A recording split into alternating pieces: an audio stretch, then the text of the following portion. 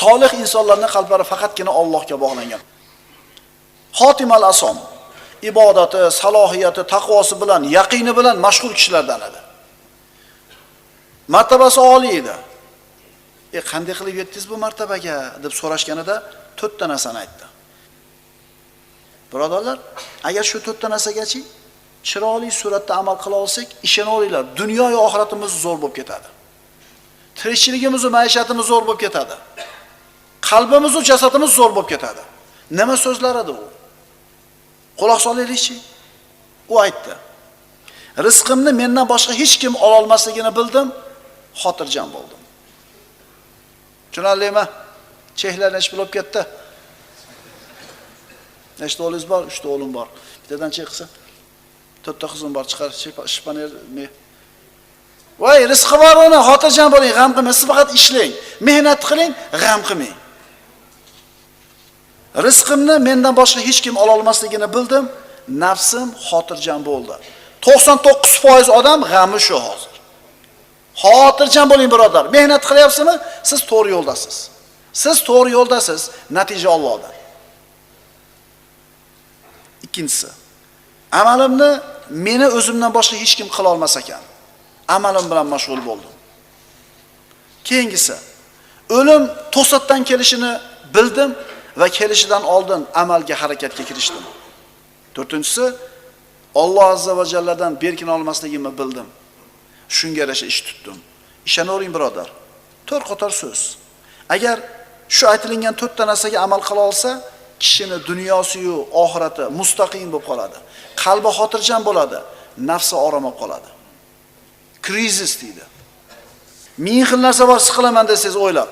To'g'rimi? Shablon berilyapti, hayotga qarab hisob ko'ringlar-da. Haqiqatan musulmon odamni xotirjam qoladigan uni puli bo'lmaydi. Uni mansabi bo'lmaydi. Robbisiga bo'lgan tavakkuli, Robbisiga bo'lgan iymoni bo'ladi. Birodarlar, Allohga tavakkul qilishlik bu ulug' aqida. Tavhidning asosi birodarlar. Bu aqida tavhidning boshida turadi. Kim buzsa tavakkulni, demak tavhidni buzgan bo'ladi. Kimdir bo'yniga tumor ilib oladi, xotirjam yuradi. Mashi deydi, seni saqlaydi deb bir baxshi ilib berib qo'ygan, Allohni tanimaydi, zo'r yuradi. Agar esidan chiqib qolib qolgan bo'lsa, shu kuni siqilib yuradi. Binasi yetmasa yetdi mengachi. Yugurib borib taqvosi xotirjam. To'g'rimi? Shunaqa odamlar ham bor. Go'yo endi hamma yo'q zo'r bo'ladi-da. Nima qildi? Bo'yniga tumorni ilib oldi. Uni qalbi mana shu tumoriga bog'langan. Tumor bo'ynida tursa bir boshqacha his qiladi o'zini, tumori yo'q bo'lsa boshqacha. Payg'ambarimiz sollallohu alayhi vasallam aytganlar: "Man ta'allaqa bi shay'in wukila ilayhi." Kim nimani ilib olsa, shu meni saqlaydi dedi. Alloh bu bandaning ishini shu ilib olgan narsasiga topshirib qo'yadi. U tumor nima qila oladi? Uzib suvga tashlasangiz oqib ketadi, o'tga tashlasangiz kuyib ketadi. Nima qila oladi? O'zini himoya qila olmaydigan tumor sizni qanday himoya qila oladi? Butga sig'inyaptimi? Butga suyanayaptimi? Alloh uning ishini butga topshiradi. Baxshiga suyanayaptimi? Alloh uning ishini baxshiga topshirib qo'yadi. Ammo Allohga bog'langan qalbchi. Payg'ambarimiz sollallohu alayhi vasallam sahobalarga ta'lim berar ekan aytdilar: "Ihfadillaha yahfazuk. Ihfadillaha tajid tujahaka." Allohning haqlarini saqlagin, u zot seni saqlaydi. Allohning haqlarini saqlagin, uni qarshingda topasan. Ya'ni Alloh qil degan ishni qil, qilma degan ishdan uzoq bo'l, seni muomalaringni Alloh o'zi hal qilayotganligini, seni saqlayotganligini ko'rasan. Musa alayhissalom bu ulug' payg'ambar tug'ilganida Misrda Firavun Banu Isroildan tug'ilgan o'g'il bolalarning hammasini so'yib yotdi. Musa alayhissalomning onasi bolasini berkitib yurdi. Askarlar uyma-uy istab yuradi, Banu Isroil uylarini topilgan chaqaloq o'g'il bo'lsa so'yadi. Mana endi ularni ham uyiga kirib kelyapti. Agar topishib olsa, Musa alayhissalomni qatl qilishi aniq. Alloh taolo aytadi: mana shu qalbni Allohga bog'lash, Allohni o'zi saqlashiga yorqin misol. Va auhayna ila ummi Musa an ardi'i fa idha khifti alayhi falqihi fil yam. Biz Musoning onasiga vahiy qildikki, uni emizavergin. Bas qachon Fir'avn odamlari uni o'ldirib ketishlaridan qo'rqsang, uni daryoga tashlagin. Bir faraz qilib ko'ring. Emizikli bolani onasi savatgamidi, yog'och sondiqqamidi solib turib, Nil degan daryoga solib oqizib yuborishini. Aqlingiz oladimi? Ammo Alloh taolo Musoning onasining qalbiga shunday xotirjamlik berdi, shunday ilhomni berdi. Onasi bildi, hamma kuch-quvvat Alloh taoloning ekanligini. Allohning xohsiz biror narsa bo'lmasligini bildi. Alloh taolo va'da qildi yana. Vala taxofi, vala tahzani, inna radduhu ilayki va ja'iluhu minal mursalin.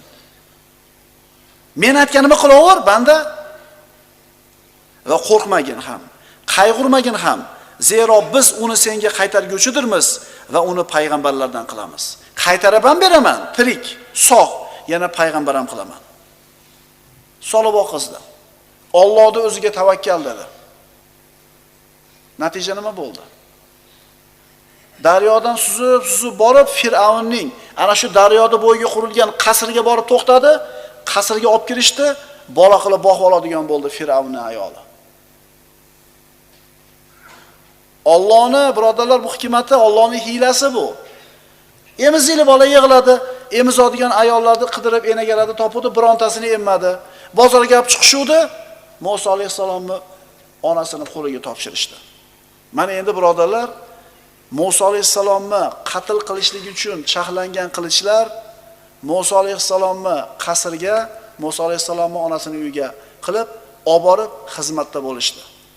Musa alayhisalomni qatl qilish kerak bo'lgan ana shu askarlar endi himoyasida turdi. Allohga tavakkul qilgan bilan boshqa narsaga tavakkul qilganda farqi bormi? Qalbini Allohga topshirgan kishi bilan qalbini boshqa narsaga topshirganning o'rtasida farq bormi? Ikkalasi barobar bo'ladimi? 85 ga ko'rganda Ibrohim alayhisalom bir dona o'g'il ko'rdi. 3 ta qizdan keyin bitta o'g'il ko'rmadi. 85 ga kirganda bir dona bola ko'rdi. Alloh taolo buyurdi. Hech kim yo'q bo'lgan, na ekin, na odam, na biron narsa bo'lmagan sahroga tashab kelasan. Allohning hukmiga labbay dedi. Ayoli Hojar o'g'li Ismoilni olib Bakka vodisiga olib keldi. Bu yerda bu paytda hech narsa yo'q edi u yerda, sahro edi. Qo'yib orqasiga qarab ketdi. Ayol osilib oldi orqasidan. Ibrohim tashab ketasin bu yerga. Indamadi, javob bermadi. Erini payg'ambarligini bilar edi Hojar, so'radi. Yo Alloh buyurdimi bu narsaga? Ibrohim alayhisalom ha dedi. Shunda Hojar aytdi, "Idan lan yudayyana." Unday bo'lsa Alloh bizni zoyi qilmaydi dedi. Kimga suyandi? Allohga suyandi. Suv yo'q, odam yo'q, hech narsa yo'q. Nimaga ishonib tashab ketyapsiz? Demadi. Chunki Ibrohim alayhisalom ayoli edi. Alloh taolo qanday izzat ikrom qilganligini hojiga borgan birodarlarimiz ko'rib keldinglar. Hech narsa yo'q edi, hech narsa o'smaydi. Ammo hamma barakot o'sha yerda. Ana Qorun o'zini moliga suyanuvdi. Alloh taolo nima qildi? Yerga yuttirib yubordi. Fa khasafna bihi va bidarihi al-ard, fama kana lahu min fi'atin yansurunahu min dunillah va ma kana minal muntasirin. Bas biz Qorunni ham, uning hovli joyini ham yerga yuttirdik. So'ng uning uchun Allohdan yordam beradigan o'zga biron jamoat bo'lmadi va uning o'zi ham g'oliblardan bo'lmadi. Qalbini Allohga bog'lagan kishi bilan qalbini boshqa narsalarga bog'lagan kishining o'rtasidagi farqni ko'rdingmi birodarlar? Ikkisining oqibati nima bo'ldi? Birodarlar, biz aytadigan gapimiz hasbunallohu va ni'mal vakil. Doim yaxshi yomon kunimizda, issiqda, sovuqda, borimizda, yo'g'imizda Alloh taoloning o'zigagina qalbimizni bog'lashni o'rganaylik. Chunki bu Robbimiz azza va jallani siz bilan bizga bergan buyrug'i. Aqulu qawli hada va astagfirulloh li va lakum. Assalomu alaykum va rahmatullohi va barakatuh.